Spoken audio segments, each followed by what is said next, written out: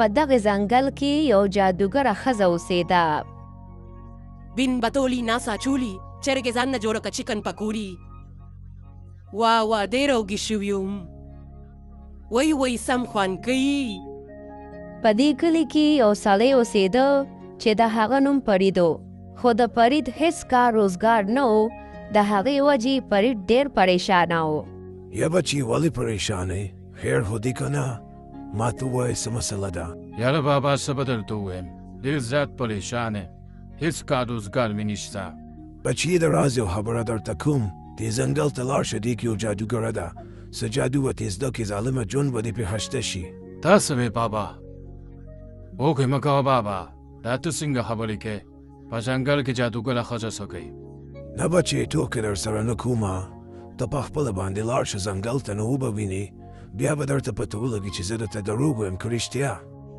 او دې نه پس فرید په خوشحالۍ د ځنګل طرف ته روان شي. او لږ ساعت پس فرید ته په ځنګل کې هغه جادوګره ښځه میلو شي.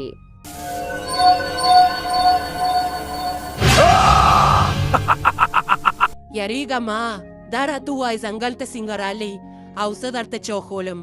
یاره زه ډېر غریب یم، یو بابا له ته ستا پته راکړه، بیا هغې له لاړ چې هغه به یې ته څه جادو وښیي. بس ټیک ته زه ستا مدد کوم، خفه کېږه ما. دا جادو والا چوکه در کوم او دې سره به ستا هر یو کار کېږي. یاره چې دا څه وې، دا خو به دې په ما ډېره ګټه ساني. دا چوکه واخله او دې سره چې ته څه خوري هغه به درته میلاویږي، خو غلط کار به پرې نه کوې، ور بیا به در ناخلم او سزا به در کوم. ټیک ده ها. بین بتولی ناسا چولی مال راکه چکن پکوړي. واه لکه دا خو زبردست کار کوي ها. فرید به په هغه جادو والا چوکه اکثر غلط کارونه هم کول. په دې کلي کې د فرید یو ورور هم اوسېده چې ډېر کمزوری او بیمار و. او د هغه یو زوی و چې د هغه نوم حارث و. حارث ډېر زیات ساده او ښه هلک و. یا ښځې لاړ شې او فرید مال راولې، خبره ورته کوم. بچی لاړ شه تر ته دې وې پلار مې درته خبره کوي. یاره که ولاړو خیر خو دې که نه، څنګه داسې اچانک لاړې؟ یاله چې پلار مې ډېر بیمار دی، وایي تر ته دې اواز کوه ورته وایې چې خبره درته کوم. دا دې څه وویه لکه راځه چې ول شو. او که نه راځئ چې پلار مې ډېر زیات بیمار دی. یاله که فریده خبره مې درته کوله، زما طبیعت څه نه دي کېدی شي پاتې نه شم، خو ما دا خبره کوله که زه هر کله مړ شوم، زما دا ځمکه او دا کور به مې دې زوی حارث له ورکې او ده به ډېر خیال ساتي.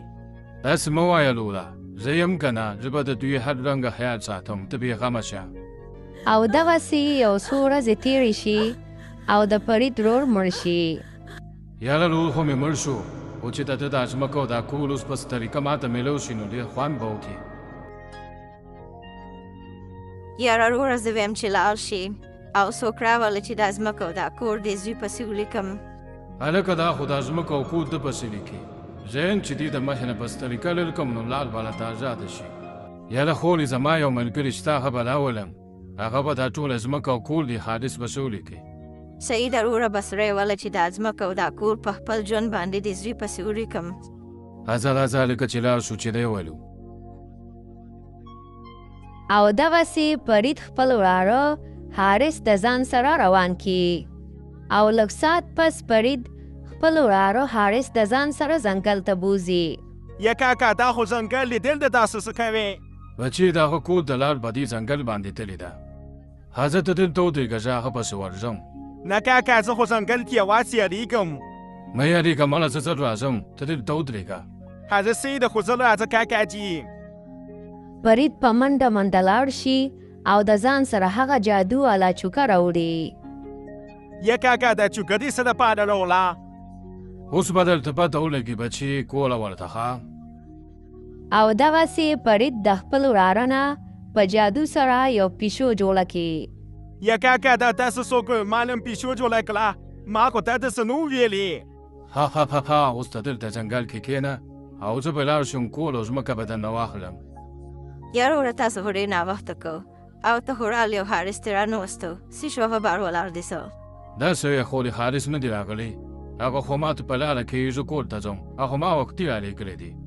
وی ډاډي زوی وی زما زوی چېرته لاړه وی بچي حارثه ته کوم ځای او بل طرف ته حارث چې اوس د پیشو جوړه شوې وه په ځنګل کې ټوله شپه ناست و ژړل یې او دغسې یو څو ورځې تېرې شوې خو د حارث هېڅ پته ونه لګېده یاره وره د حارث څه پته ولګېده که نه هغه خو دونه ورځ وشي اوسه پورې کور ته رانغی یاره خولې را به شي ډېر ټینشن مه کوه زه هم ورپسې ګرځم بس ما له حارث پیدا که زما ورپسې زړه چوي هغه ماشوم ته خو هېڅ هم نه دي معلوم صحیح ده خولې ته ټینشن مه کوه الله به خیر کړي زه ورپسې ګرځم انشاءالله پیدا به شي چې یو ځل دنه دا ځمکه او دا کور بستري کولی کومه نو بیا به کولو خو یو څو ورځې پس هغه پیشو د جادوګرې ښځې سره په ځنګل کې ملو شي یاله چې ته مې ځنګل کولي ډېر ډېره خوشحاله شوم ته زما مدد کولی شي زه ډېره پریشان یم داسې وې پیشو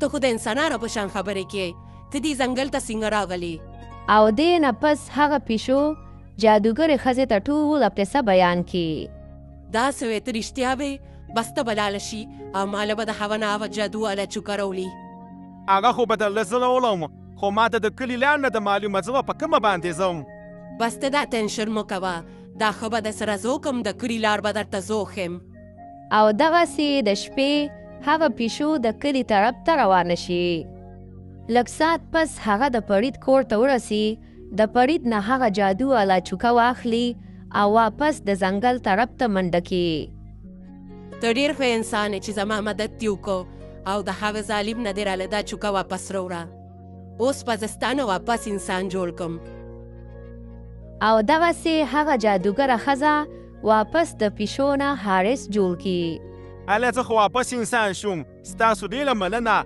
زه به ستاسو د احسان کله میل نه کوم ته ډېر ښه انسان یې زه دا جادو اله چوکه تاره در کوم او دغسې حارث هغه جادو اله چوکه واخلي او د کور طرف ته روان شي حارثه بچي ته چېرته تللی وې زه خو تا پسې ډېره خفه وم ښه ده چې ژوندې راغلی ډېره خوشحاله شوم او دې نه پس حارث خپلې مور ته ټوله قصه بیان کړي داسې به چې دا دومره دوکه باز دی دی به په دې کور راشي نو زه به یې ژوندی پرېږدم نه مولې دوست ټینشن مه اخله د هغې علاج به زه په دې چوکه باندې کوم او ته به یې تماشه وکړې داسې وې بچي په دې چوکه باندې او دا چوکه کوم ځای وه او دا رڼا ولیکئ مولې دا ان چوکه نه جادو واله چوکه ده او دا ماله یو جادوګرې ښځې په ځنګل کې راکړه په سبا چې د سهارې پرید راپاسي نو چوکه نه وي ډېر پریشانه شي هلکه هغه چوکه مې څه شوه زه ولېږه هغې پسې به بیا وګرځم او ورځم چې دا کول او دا ځمکه دې ځان پسې ولیکم دا مې د لاسه ونیسي نو هولې دا واله په دې کاغذ ګوتو لګوه نو دا ځمکه او دا کور به یې د حارث په نوم شي ناروغ راول ما له حارث راوله چې زه هغه وینم بیا به هغه پسې زه ولیکم وله خولې هغه چې هر کله پیدا شي نو دا کاغذ به زه بیا حارث له ورکم داسې فرید ته د خپل لالچ او د دوکې کولو سزا میلو شوه او حارث او د هغوی مور ته د هغوی د اخلاص او د صبر سیله